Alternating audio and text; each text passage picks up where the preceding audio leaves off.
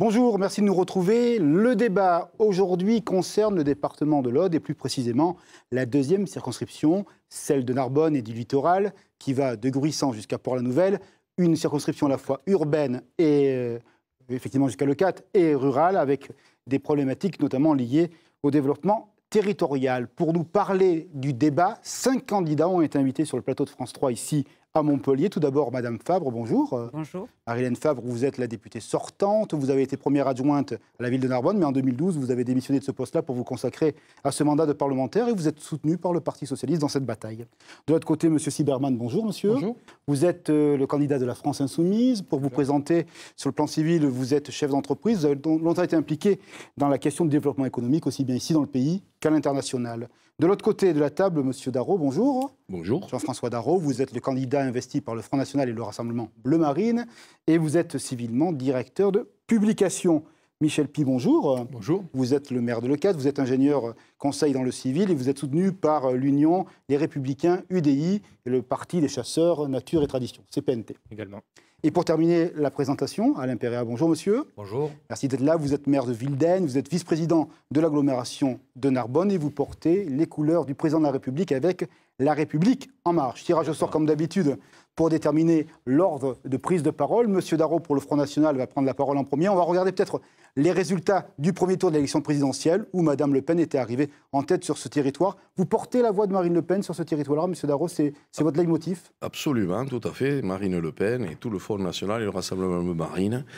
Et c'est vrai qu'il y a eu un score tout à fait phénoménal, puisque sur les 28 communes de la circonscription, le Front National est arrivé en tête dans 25 communes. 29,80% à peu près. Voilà, on n'a perdu que 3 communes, dont une qu'on perd de 2 ou 3 voix au premier tour. Alors le programme pour ces élections, le programme national que vous défendez rapidement. Le programme national que nous défendons, c'est d'abord faire rétablir l'ordre et la sécurité partout et pour tous. Réarmer nos forces de sécurité, éradiquer la menace islamiste, rétablir nos frontières pour protéger les Français, parce que vous savez qu'en plus qu'on est à la frontière espagnole, donc on va créer évidemment beaucoup de postes douaniers pour éradiquer justement ces problèmes-là. Affirmer nos valeurs et rendre la parole aux Français. Nous allons aussi évidemment développer beaucoup pour les professions et créer beaucoup d'emplois. On va y venir, monsieur Darro. Michel Py, vous êtes le candidat du centre, des Républicains. Quel est le projet pour la France, défendu notamment par monsieur Barouin? 5 ans de Hollande nous ont mis au bord du gouffre. Nos concitoyens réclament et méritent des changements profonds. Je porte un projet d'une véritable alternance, autant locale que nationale. Le système socialiste audois est à bout de souffle. Il n'a obtenu aucun résultat. Il n'a fait que nourrir les extrêmes. Le président Macron est aujourd'hui élu, il est légitime. Il ne s'agit pas de l'empêcher de présider. Mais si les électeurs de la droite et du centre veulent une politique de la droite et du centre, ils doivent élire à l'Assemblée nationale un député de la droite et du centre. Dans la tradition gaulliste, je serai un député indépendant. Je voterai les lois qui vont dans le bon sens. Mais parce que j'ai des convictions, je saurai aussi m'opposer à ce qui est nécessaire et notamment à l'augmentation de la CSG que proposent aujourd'hui les candidats de La République en marche et qui frappera plus de 80% de nos retraités. Je ferai de l'emploi, de la sécurité et de la défense de nos valeurs mes priorités. Et c'est la raison pour laquelle l'an dernier, notamment l'été dernier, j'ai été le seul maire de cette région, Languedoc-Roussillon, à prendre un arrêté anti-Burkini quand j'ai constaté sur les plages le développement de ce phénomène communautaire qui était plus religieux que politique. Monsieur Péréa, je me permets d'être votre interprète. Vous demandez la cohérence aux électeurs, donner une majorité claire et parlementaire au président de la République, c'est ça? Je crois que c'est assez évident. Le projet que je souhaite défendre, c'est tout simplement le contrat avec la nation qui a été proposé par Emmanuel Macron et sur lequel nous devons, de manière très forte dans notre circonscription, répondre et aller dans cette dynamique-là. Je suis intimement convaincu, je parlais avec des chefs d'entreprise encore ce matin, avec des viticulteurs encore plus tôt, et on sent bien qu'il y a un vrai dynamisme, un vrai réveil, un enthousiasme même, certains chefs d'entreprise m'ont dit ce matin, et donc aujourd'hui notre territoire doit rentrer dans cette dynamique-là, une dynamique qui a été portée par Emmanuel Macron. Il a été le premier à dire qu'il fallait sortir de ces vieux dogmes hérités de la Révolution, la gauche et la droite, et aujourd'hui on souhaite porter sur ce territoire une vraie volonté de rassemblement et accompagner de manière très forte notre territoire vers ce dynamisme qui est aujourd'hui non seulement au niveau national, mais aussi reconnu, je tiens à le dire, au niveau international. Et donc, nous devons, dans notre territoire, dans la Narbonnaise, jouer à la fois la double carte du local, mais aussi de l'international. Et je souhaite m'inscrire dans cette dynamique-là. On va y venir. Madame Fabre, vous portez les couleurs du Parti socialiste. Quelles sont les valeurs que vous voulez développer et demander aux électeurs de soutenir? Oui, effectivement, je suis donc candidate du Parti socialiste. Je suis une femme de gauche et de conviction. J'ai décidé, vous l'avez dit tout à l'heure, de rejeter le cumul des mandats, puisque je suis députée 7 jours sur 7 depuis 2012. Moi, j'ai démontré que je savais travailler dans l'intérêt général. Ma seule boussole, eh bien, ma foi, c'est que mon action soit efficace et utile à toutes et à tous. Pour que ces prochaines années, je serai une force de proposition, comme je l'ai été d'ailleurs, puisque je serai dans mon rôle de parlementaire. Pour autant, je saurai m'opposer à certaines dispositions qui ne me conviendront pas, et notamment des dispositions qui pourraient faire reculer la lutte contre les inégalités, freiner le développement écologique ou détricoter ce qu'on a pu faire, à savoir tout ce qu'on a remis en place sur l'éducation nationale et les services publics. Et là, effectivement, moi, je m'y opposerai, puisqu'il y en a 125 000 de suppression d'un côté et 200 ou 300 000 de l'autre.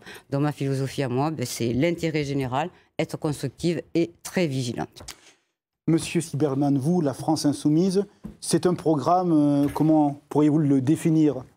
Écoutez, c'est le seul programme. Nous n'en sommes pas à le réécrire pour la 3e fois depuis 4 mois, ou à l'inventer, ou à le consolider. On a un programme qui s'appelle l'Avenir en commun, qui a été vendu, et je dis bien vendu, à 250 000 exemplaires, un hit de librairie. Et c'est ce même programme que nous défendons aujourd'hui. Quelle est la situation? Certes, M. Macron a été élu président, nous en prenons acte. Mais si les 7 millions d'électeurs de Jean-Luc Mélenchon au premier tour se reportent sur les voix des candidats aux législatives, nous pouvons nous maintenir au 2e tour dans 400 circonscriptions. Donc notre stratégie, c'est clairement de balayer le vieux monde, la vieille politique. On y reviendra. Tous ceux qui, depuis des années, essayent d'acquérir le poste de député au lieu que de vouloir servir leur pays, ou de le renouveler pour certaines. Bien, écoutez, notre programme, c'est effectivement d'imposer un gouvernement de cohabitation pour pouvoir mettre en place un programme cohérent qui est à l'opposé de tout l'ultralibéralisme que représente M. Macron. Merci. On passe aux dossiers locaux, s'il n'y a pas de prise de parole sur ça. Monsieur Darro, qu'est-ce que vous allez défendre en priorité pour ce territoire de la Narbonnaise? D'abord, je voulais vous remercier de nous avoir invités, parce que ce n'est pas toujours le cas, et notamment, par exemple, le maire de Narbonne, M. Mouly, a fait une lettre pour tous les candidats, sauf pour moi, que je n'ai pas reçue. Donc, je vous tiens à vous remercier de cette invitation, et vous pratiquez fort bien. Donc, au niveau local, ce que je veux surtout, c'est créer de l'emploi. C'est une des priorités. Et aussi, puisque vous savez que nous sommes dans une circonscription très viticole, je veux éradiquer cette inique loi Évin. Je veux absolument éradiquer cette loi Évin. Je veux que nos viticulteurs puissent absolument proposer leurs produits. Nous fermerons évidemment aussi l'importation de ces vins espagnols qui passent la frontière et qui sont une véritable tare pour nos agriculteurs. Ce n'est pas des décisions européennes, ça, monsieur Darro? Oui, mais il faut quand même la porter au niveau national. La loi Évin c'est une loi française, donc on va au Parlement, on va évidemment éradiquer cette loi Évin. Je veux aussi créer un musée de l'Aude, et c'est important aussi pour mettre en valeur toutes nos valeurs qui existent dans ce département, dans ce terroir. C'est très, très important. Sur l'emploi, peut-être, les propositions, Michel Py, M. Siberman, M. Péria, Mme Fabre, on peut peut-être partir sur cette thématique-là et on ira sur vos dossiers aussi. C'est une question importante pour vos concitoyens. Bien sûr, je l'ai dit tout à l'heure, je ferai de l'emploi comme de la sécurité, de la défense de nos valeurs une priorité. L'Aude est un département particulièrement frappé par le chômage. Il est donc important de réagir par rapport à cela et de sortir de ce système socialiste qui n'a obtenu aucun résultat. Je soutiendrai bien sûr les grands projets du territoire et notamment le développement du port de Port-la-Nouvelle avec les 2 projets d'éoliennes flottant au large de Gruissant et de Leucate. Bien sûr, le plan Littoral 21. Mais ce que j'ai d'ores et déjà préparé, ce sont 4 propositions de loi que je soumettrai, si les Narbonnaises et Narbonnais me font confiance, dès la première session à l'Assemblée nationale. Une pour le tourisme, pour aider la rénovation des meublés, en nous vendant des droits à la défiscalisation comme partie de travaux. Une pour la viticulture, pour imposer la traçabilité dans les grandes surfaces entre les produits d'origine étrangère et ceux qui sont produits dans notre Midi. Une pour l'emploi, pour favoriser l'accès au marché public du territoire aux acteurs du territoire. Et une autre pour nos commerçants et nos artisans. Je suis pour la suppression du RSI et notamment également pour l'abolition, enfin la suppression, l'amnistie des arriérés pour redonner du souffle à notre économie locale. Madame Fabre, le PS un petit peu attaqué par Monsieur Puy, peut-être une réponse et également les chemins que vous voulez tracer. Oui, les chemins que je vais tracer, j'ai commencé déjà à les tracer dans mon premier mandat. Et je vais vous répondre, non pas en tant que maire, vice-président d'Aglo, conseiller régional, mais en tant que député, en prenant pour exemple très concret celui concernant la transition énergétique. Bon, la loi a été votée, j'ai voté cette loi, j'ai bataillé pour obtenir l'implantation de 2 fermes pilotes éoliennes en mer. Donc une à Gruissan, une à Leucate. Ce que je peux dire, c'est que les retombées sur le territoire d'ici 2023 seront de l'ordre de 5 milliards d'euros, ce qui n'est pas rien en termes d'investissement et en termes de création d'emplois pour la Narbonnaise, le port de Port-la-Nouvelle, effectivement, ou la création d'une filière éolienne. C'est une priorité, mais il faut aussi que la Narbonnaise ne rate pas le coche d'entrée dans la société du XXIe siècle. Et cette société du XXIe siècle, eh bien, elle est liée à la croissance verte, à la croissance bleue et à la croissance, la transition, la croissance verte, la croissance bleue, ainsi que la croissance tournée vers l'économie de la mer. Sans oublier la viticulture. Simplement. On va revenir, je pense, sur la viticulture, parce que M. Darro l'a évoqué, on va lui redonner la parole. Mais M. Perrin, on va faire la diagonale entre le président de la République et la France Insoumise. Vous, votre projet, comment vous voyez le développement de ce territoire? Avec quels outils? Je crois effectivement que l'idée de diagonale est une bonne idée parce que nous allons au niveau du mouvement En Marche véritablement travailler sur une double synergie qui n'a jamais été possible jusqu'à maintenant parce que ce soit la droite ou la gauche, avaient des idées préconçues et qui les empêchaient d'aller au-delà. Emmanuel Macron l'a saisi et sur ce territoire, on souhaite faire pareil. On souhaite, d'une part, libérer les énergies. Nous rencontrons des personnes qui nous disent on souhaite investir et nous n'y arrivons pas. Il faut savoir que 81% des emplois de notre territoire sont dans du tertiaire. Et donc on a des petites entreprises. Ces petites entreprises ont besoin d'avancer, ont besoin de pouvoir créer de l'emploi, créer de la finance et de la richesse. Mais de notre côté, nous devons protéger les salariés.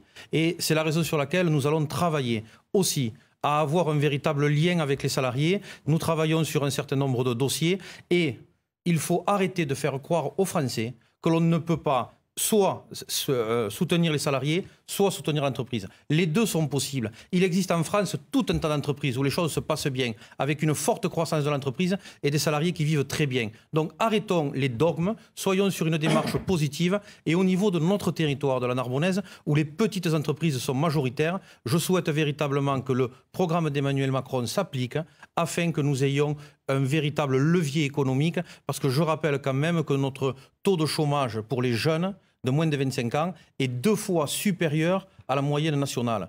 On doit s'en occuper et Emmanuel Macron va nous aider dans ce chemin-là parce que les propositions qu'il fait sont celles qui vont dans le bon sens. Monsieur Siberman, est-ce que vous croyez à Emmanuel Macron comme le père d'un viatique vers la croissance? Non, je remarque surtout que ce qui est en train de se dire se vérifie.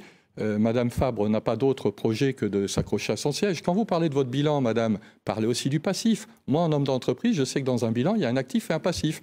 Dans votre passif, vous avez voté systématiquement toutes les lois budgétaires, y compris celles qui réduisent le budget de la sécurité sociale. Toutes les lois d'orientation de Manuel Valls. Et dans votre tract, permettez que je termine. Dans votre tract, vous prétendez vouloir donner plus de moyens à l'hôpital. Ça, c'est une imposture. Maintenant, je vais répondre à votre question. On va faire répondre rapidement à Madame Fabre.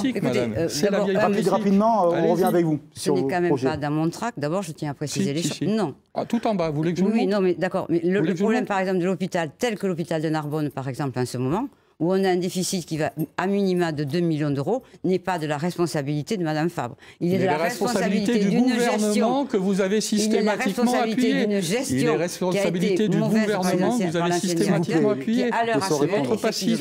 Il faut reprendre, notamment au niveau du management et de la gouvernance, et c'est ce qui va se mettre en place avec les tutelles dès le mois de juin prochain. Monsieur Siberman, sur le projet, et après Monsieur Darro qui a du retard et Monsieur Puy. Si on parle de développement économique ou de création d'emplois, moi, c'est bien beau de parler de création d'emplois et de voter la loi El Khomri ou de la laisser passer ou de ne pas vouloir l'amender ou de vouloir l'aggraver dans le cas de M. Perea.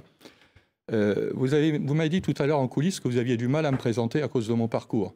Alors effectivement, j'ai commencé ma vie professionnelle. Je gère mon temps, vous le permettez? Après, on va faire l'équité entre tout le monde. Oui, hein. non, mais je prends mes risques. Allez-y, J'ai rapidement. commencé ma vie professionnelle à 16 ans avec un CAP, ce qui ne m'a pas empêché de travailler toute ma vie et d'étudier en même temps pour devenir expert du gouvernement français et créer et mettre en place en Amérique centrale la mission de Mais c'est coopération. pas ce que dit un peu M. Macron, là, sur le coup. J'y arrive.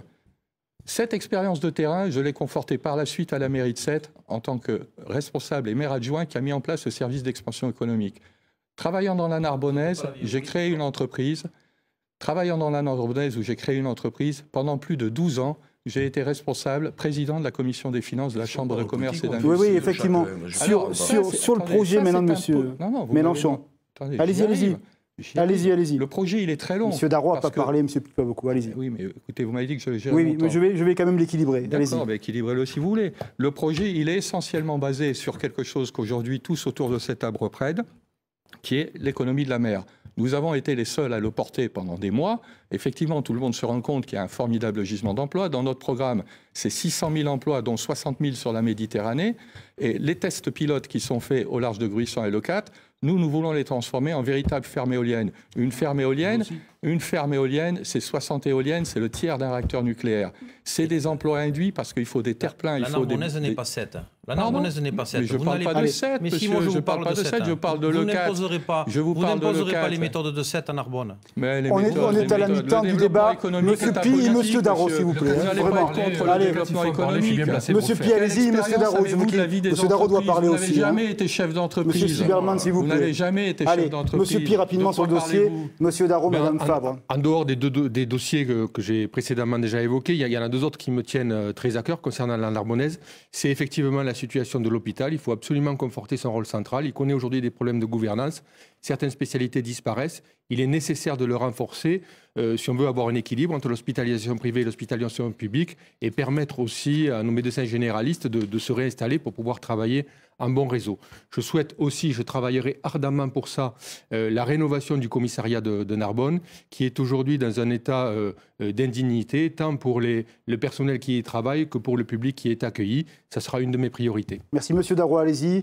Et Madame Moi, ce Fabre. que je voudrais aussi, c'est obliger, comme cela se fait en Italie, de créer, pour les supérettes, les hypermarchés, tous les centres, 30% de produits locaux.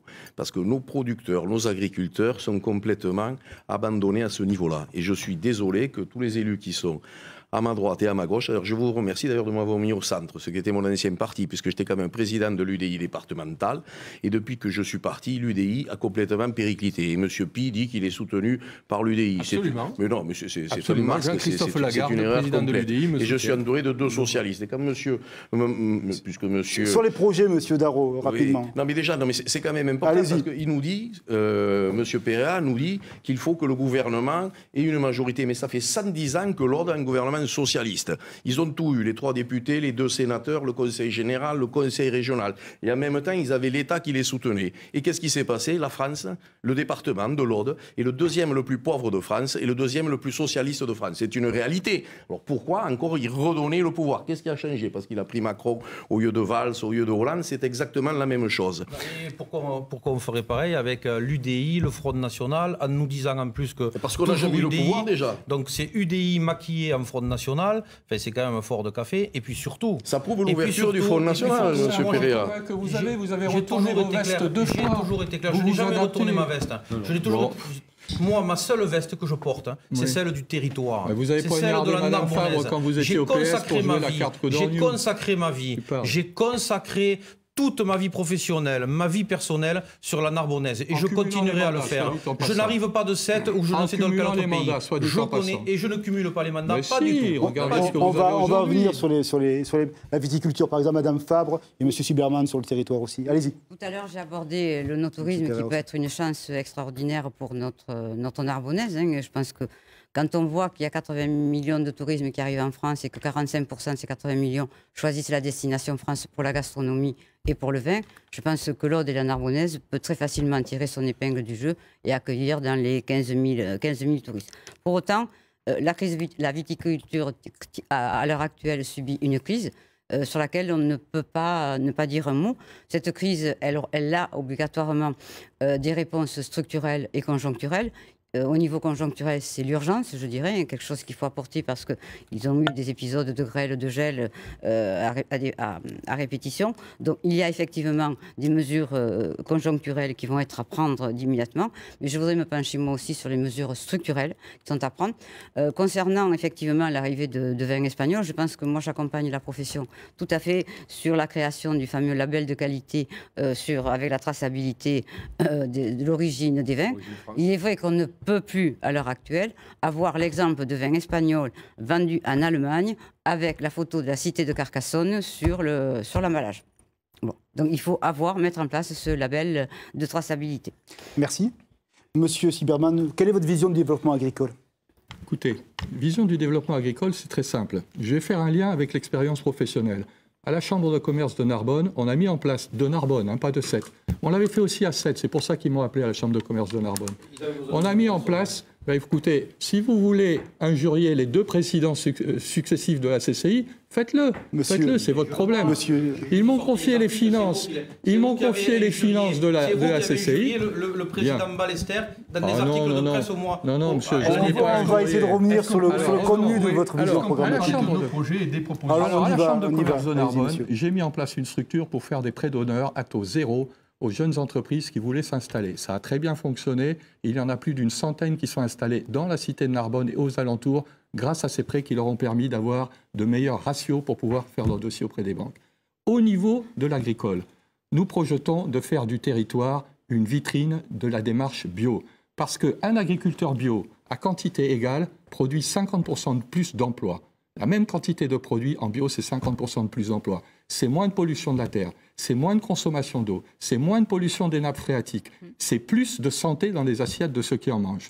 Ce qui manque, c'est l'aide de l'État pour pouvoir, en particulier, avoir les fonds pour investir, la gestion du foncier par le biais des SAFER, la gestion du foncier par le biais des SAFER, une pression sur les SAFER qui aujourd'hui sont sous la coupe de la FNSEA, une volonté politique de dialogue avec les maires pour gérer les friches municipales. Il y a une série de mesures que nous avons détectées en rencontrant une trentaine de jeunes agriculteurs et d'associations nationales qui aident à l'installation. Je peux vous poser une question, parce que ce matin, on a eu... Excusez-moi, je peux quand même l'interrompre un petit peu. Je vais poser quand même une question à M. Silberman et à M. Bibon. J'en ai plus qu'une. L'idée, c'est de faire de l'Aude, et en particulier dans nos circonscriptions, la démonstration grandeur nature que le bio, c'est faisable et que c'est une bonne chose pour le territoire. Monsieur Darrois, allez-y. Voilà, je voudrais quand même poser une question à M. Pied et M. Silberman. D'ailleurs, c'est pas pour rien qu'ils sont à côté. Ce matin, nous étions reçus ce matin. C'est le hasard ici de la télévision. Oui, nous étions reçus ce matin par la FEDSEA, la Fédération départementale des syndicats exploitants agricoles, par les jeunes agriculteurs. Nous étions tous présents pour défendre à la cave de Névian les projets que nous portons pour la viticulture audoise. Ces 2 messieurs n'étaient pas présents. C'est quand même un fou et extraordinaire qu'ils osent parler d'agriculture maintenant parce qu'il y a une caméra de télévision, mais quand il y a des viticulteurs, ces messieurs sont absents. J'ai 2 témoins. Si vous voulez répondre, oui. Allez-y, l'un et l'autre. C'est une partie importante de l'agriculture, mais ce n'est pas la seule. Et vous avez fait la critique au maire de Narbonne de ne pas vous avoir invité. Nous n'avons pas été invités à cette réunion. Peut-être tout simplement parce que le syndicat majoritaire en France connaît parfaitement nos positions en défense de la petite paysannerie et de la paysannerie écologique. Peut-être. On peut discuter sur la viticulture, c'est pas un problème. Le maire de Narbonne, j'ai eu son cabinet ce matin. Le cabinet du maire de Narbonne, il m'a dit j'ai pas votre adresse. Il a mis ça sur la poste. Ah non, mais ça c'est autre chose. Nous ne parlons pas de nouveau Narbonne. On est sur le viticulture. Allez, le 7 juin. Il faut qu'on écoute M. Pied un petit peu et M. Péréa sur le vin, il n'a pas parlé. Une information, le 7 juin, je serai reçu par la cave viticole. Allez, donné la parole, donc je la reprends. M. Pied sur ça et sur le vin et M. Péréa vraiment sur la viticulture. La viticulture, c'est effectivement un dossier essentiel pour le territoire. C'est la seule économie agricole pratiquement que nous avons.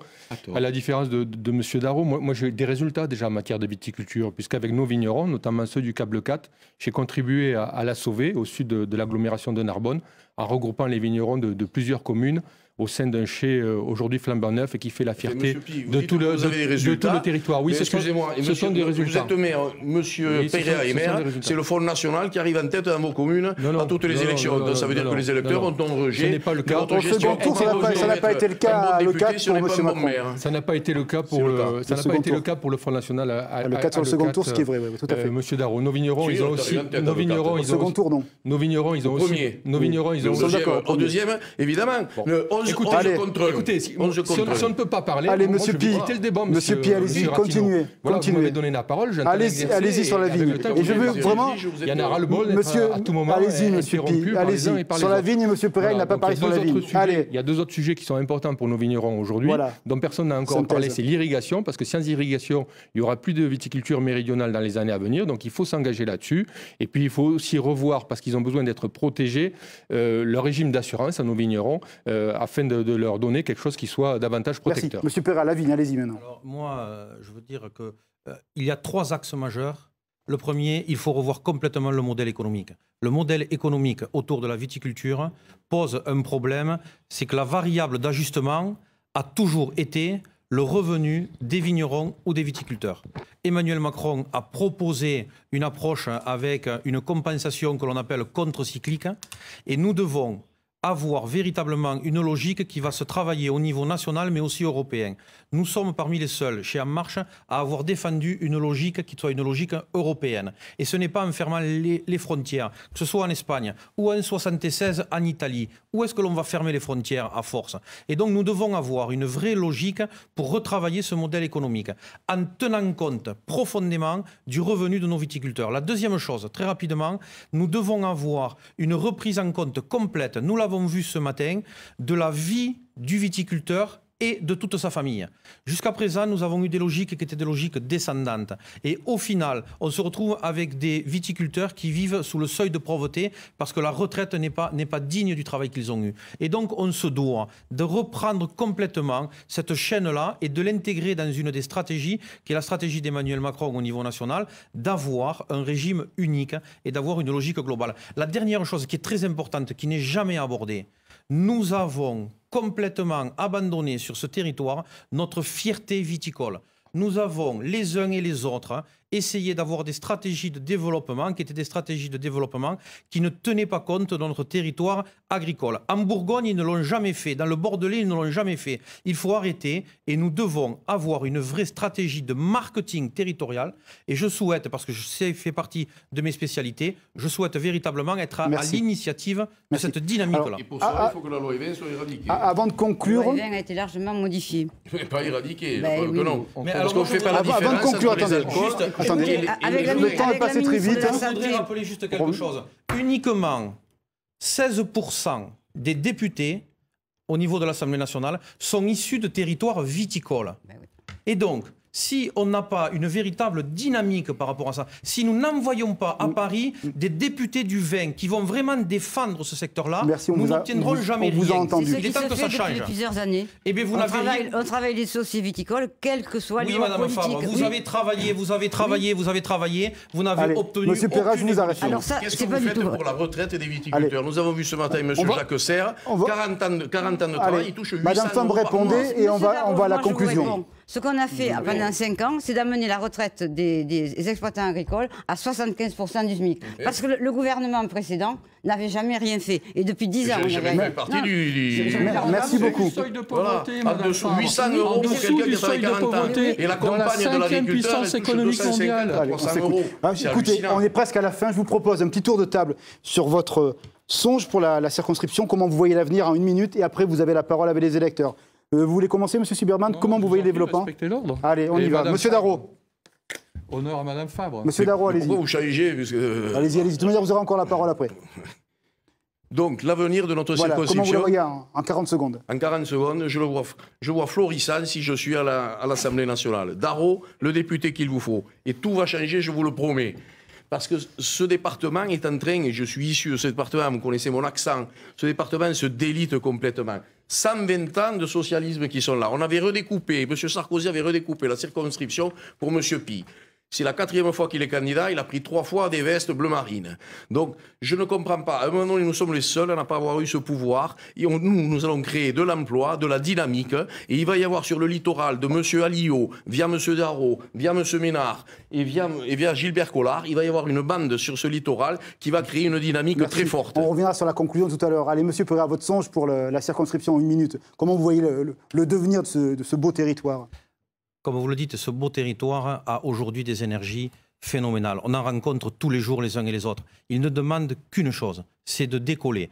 Aujourd'hui, on le sait, la France va décoller avec le programme d'Emmanuel Macron et nous sommes un certain nombre sur ce territoire à véritablement avoir envie que nous puissions libérer les énergies tout en protégeant les salariés. Et je vois ce territoire, dans quelques années, être un modèle européen. C'est mon ambition, je l'ai marqué dans ma profession de foi, un modèle européen de l'art de vivre et du bien vivre sur l'arc méditerranéen dont Emmanuel Macron a été un des seuls à véritablement parler dans la campagne des Monsieur Siberman, c'est à vous sur le modèle du devenir du territoire. Je m'étonne d'une chose, vous parlez tous de l'avenir du territoire, mais développement économique, viticulture, tout ce que vous voudrez. Moi, mon premier souci en tant que futur député, c'est de protéger le territoire contre la pire des menaces, la pollution nucléaire. Vous n'en parlez pas. Je m'opposerai farouchement de toutes mes forces au projet TDN-TOR. Il faut immédiatement demander la mise en place d'une commission parlementaire et mettre en place un moratoire pour suspendre la construction du projet TDN-TOR. Il est hors de question que les habitants de la Narbonnaise ne deviennent les cobayes de l'industrie nucléaire américaine. On ne va pas nous refaire le coup de l'atoll de Bikini où on expérimente des techniques nucléaires qui n'ont jamais été testées nulle part sur la planète. Et on va le faire à Narbonne. Et pendant ce temps-là, M. Pi est tout fier de présenter Tintin en occitan. Mais attendez, on rêve ou quoi, là? C'est quoi l'histoire? Et vous, avec votre musée de l'Aude, vous pensez que vous allez nous faire échapper à la menace nucléaire?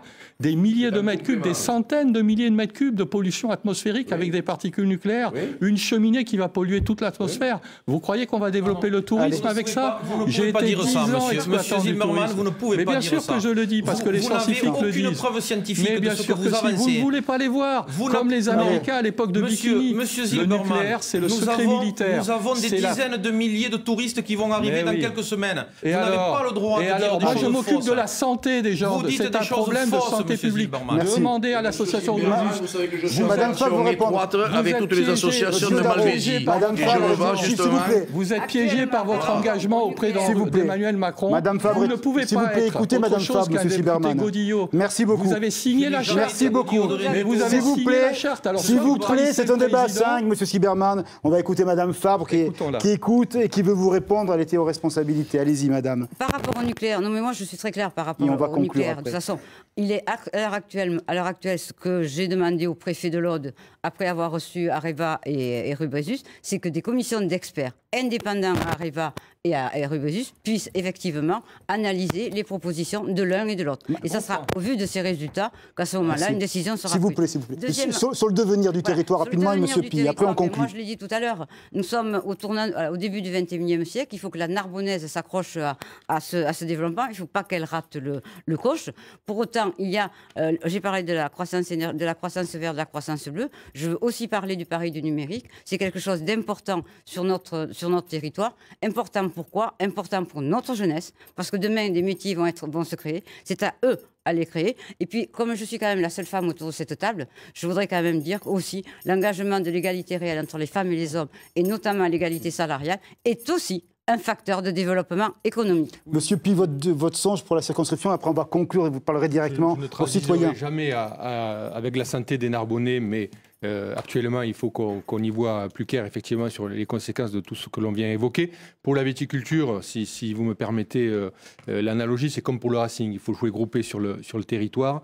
Ma vision pour celui-ci, dans les 10 ans à venir, un territoire fort, un territoire qui ne serait pas un territoire dortoir ou qui ne serait pas un territoire mouroir, c'est un territoire qui a son économie propre. Alors bien sûr, il faut conforter les piliers de cette économie, la viticulture bien sûr, le tourisme également, et il faut aussi développer toute cette nouvelle économie, cette économie du vin, dont j'ai été le premier il y a plus de 20 ans à mettre en avant, alors que bien peu à l'époque y croyaient. Merci beaucoup. La conclusion, comme d'habitude, 50 secondes accordées aux candidats. Monsieur Darroux, vous parlez directement à vos électeurs. Allez-y. Tout à fait. Mais vous avez parlé directement à Madame la députée. Je lui avais dit, vous avez été au pouvoir. Donc déjà, vous l'avez déjà condamné. Ce département, et avec un jeu de mots que vous apprécierez, j'espère, est une catastrophe. Voilà, ce département part en vrille et à volo. Il n'y a qu'une chose qui peut le sauver, c'est Jean-François Darroux, le député qu'il vous faut, soutenu par Marine Le Pen, par le Front National. Et nous allons, et je vous le promets, parole d'homme, et tout le monde sait que Darro a une parole, on va tout changer. Et quand je vous dis tout, c'est tout. On m'a donné enfin de l'espoir. On va s'occuper de tout. De Malvézy, qui est un Céveso puissance 10. Quand on voit ce qui se passe à côté à Lunel-Viel, c'est exactement la même chose. Et quand on voit qu'à Van d'Argue, il y a X cancers qui se développent encore plus. C'est exactement la même chose que vous avez à quelques kilomètres d'ici.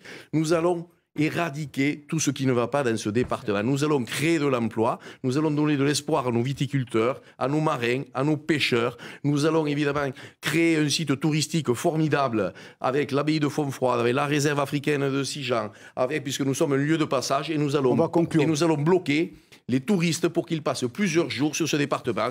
Et ce musée en fera évidemment partie, parce qu'il faut donner nos racines, on va les remettre en valeur dans notre terroir. Merci monsieur Darro, candidat du Front National et Rassemblement Bleu Marine. Michel Py pour les Républicains UDI, CPNT. Mes chers amis, nous, gens du Midi, nous sommes fiers. Nous ne nous résignons pas. Nous n'aimons pas que l'on nous dicte nos choix.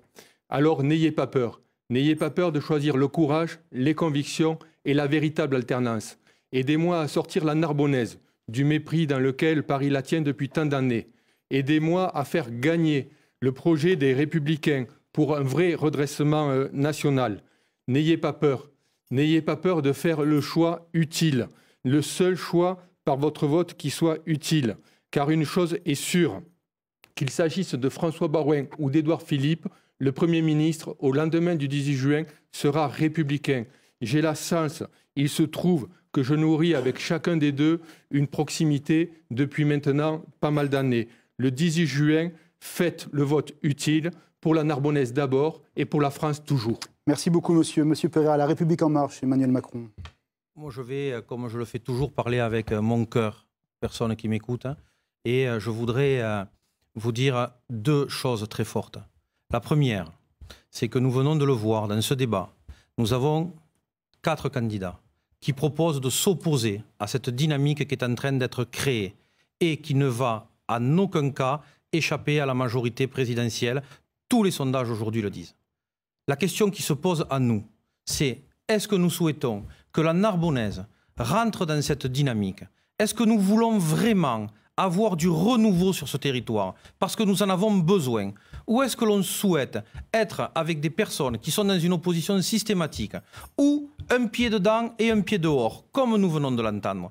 Moi, je ne le crois pas. Tous les jours, je trouve et je rencontre des personnes qui veulent véritablement être sur cette question du renouveau. Ce renouveau, je vous propose de l'accompagner. Mais ce n'est pas seul que je vais le faire, c'est avec vous, c'est ensemble. C'est le souhait qu'a posé Emmanuel Macron et véritablement je souhaite l'accompagner sur ce territoire. Nous allons être le renouveau de ce territoire et je suis sûr qu'un vent nouveau va s'ouvrir sur la Narbonnaise et ensemble allons plus loin. Merci monsieur Marie-Hélène Fabre, candidate du Parti Socialiste. C'est à vous. Oui, mes chers amis, mes chers internautes, ces prochaines années, la France et la Narbonnaise auront besoin d'un député de conviction parce que la vie politique n'est pas faite uniquement de techniciens. Bien évidemment, je voterai toutes les mesures qui amélioreront la vie de tous et qui iront dans le bon sens, toutes les mesures qui seront utiles à la France et utiles à la Narbonnaise, mais je serai également, en tant que parlementaire, force de proposition pour mener les combats qui sont à mener. Et nous en avons abordé quelques-uns lors de ce débat. Mais je resterai une femme de conviction qui luttera contre les inégalités, qui défendra les questions environnementales, la question sociale et qui mettra toujours au cœur de son action politique les nouvelles générations. C'est dans cet esprit, celui d'être plus utile, plus efficace, avec une détermination totale à faire réussir la France et représenter les habitants de cette circonscription et en restant au plus près d'eux que je souhaite mener mon combat de député. Merci madame. Jean-Luc Siberman, France Insoumise, c'est à vous. Merci. Je m'adresse à tous les électeurs de la 2e circonscription de l'Aude, celle de Narbonne, où Jean-Luc Mélenchon a été qualifié pour le 2e tour des présidentielles. Je ne vais pas vous flatter, je vais vous parler le langage de la raison. Je serai un député qui défend un programme cohérent, avec un assistant parlementaire permanent à Paris pour les lois et un autre à Narbonne pour être en contact permanent avec les associations, les maires, les entreprises et à l'écoute des urgences de la circonscription. Au vu des uns et des autres candidats à la députation, j'affirme sans crainte et aussi sans fausse modestie que je suis le candidat qui peut le plus apporter à cette circonscription dans le domaine du développement économique et de l'emploi. Si vous voulez un député qui a eu des responsabilités politiques, mais a préféré sa carrière professionnelle, qui a réussi professionnellement et ne cherche pas une carrière politique ou des honneurs. Quelqu'un qui a vécu dans un pays en guerre pendant 8 ans et qui sera un farouche défenseur de la paix dans le monde et de la sécurité de chacun d'entre vous. Quelqu'un qui a toujours mis ses actes en cohérence avec ses convictions et qui a une éthique inflexible. Alors votez pour le symbole Phi de la France Insoumise et pour Jean-Luc Silberman. Merci. Merci monsieur, merci madame, merci monsieur d'être venu à Montpellier. Merci. On vous retrouvera le soir du 11 juin pour le premier tour sur la télévision. Donc on va continuer les débats toute la semaine sur le net, vous le savez, pour vous éclairer sur les enjeux de ces élections législatives. Voilà donc la palette des autres candidats de l'élection législative. Donc vous voyez, il y a beaucoup de candidats sur cette circonscription. On rappelle qu'il faut obtenir 12,50% des inscrits pour se qualifier pour le second tour. Merci beaucoup et très bonne soirée avec nous. Merci. Merci. Bonne soirée à vous.